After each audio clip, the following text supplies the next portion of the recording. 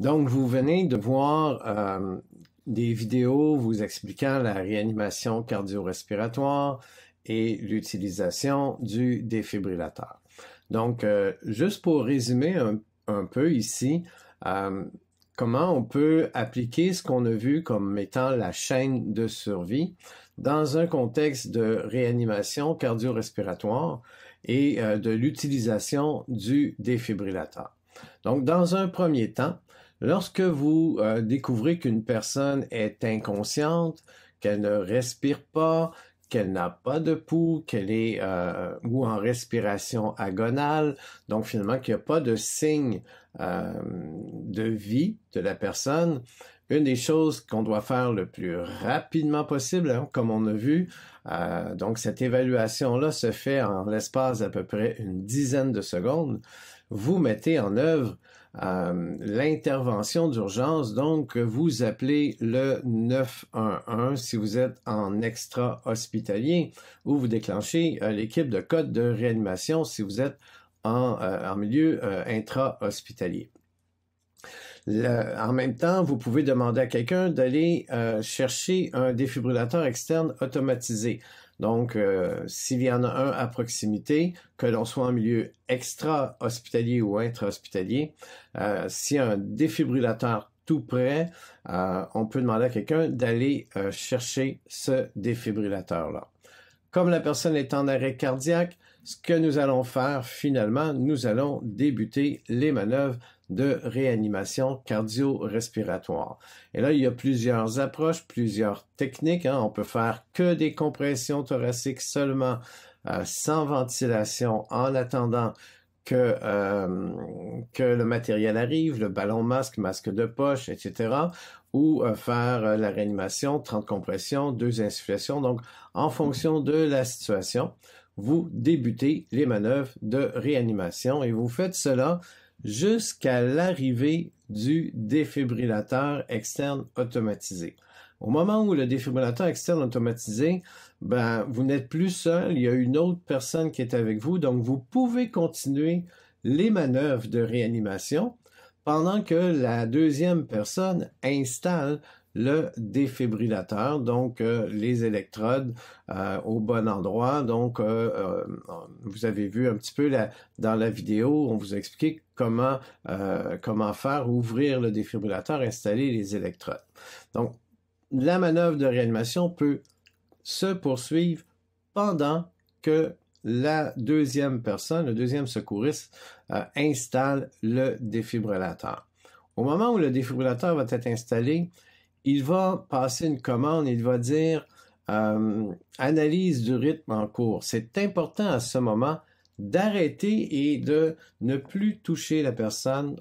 On arrête, on ne fait plus aucune manœuvre et on laisse le défibrillateur faire la vérification, à savoir est-ce qu'il va donner un choc ou non. Donc, suite à son analyse, qui prend à peu près 5 à 10 secondes, il va vous donner une directive. Il va soit vous dire d'appuyer sur le bouton choc ou ne pas donner de choc. Vous faites ce qu'il vous dit. Donc, s'il vous demande d'appuyer sur le bouton choc, vous pesez sur le bouton choc en s'assurant que personne ne touche à la victime pendant ce moment-là. D'accord? Et si la machine vous dit choc non conseillé, même si vous pesez sur le bouton choc, il ne se passera absolument rien.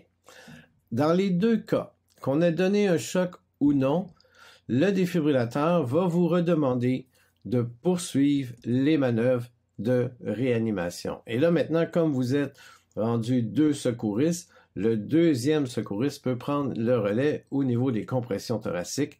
Et en fonction de la situation, vous faites que des compressions thoraciques ou compression thoracique et ventilation avec le matériel que vous aurez. Le défibrillateur va vous accorder 2 minutes de massage. Donc, ces machines-là sont conçues pour réévaluer le rythme cardiaque à toutes les 2 minutes.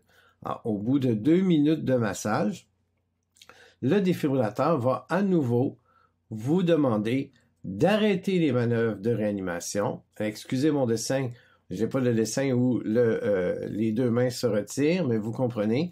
On arrête les manœuvres de réanimation. On laisse le défibrillateur externe faire son analyse et on suit les directives. S'il nous dit choc conseillé, on appuie sur le choc, ou s'il dit choc non conseillé, on ne donne pas de choc.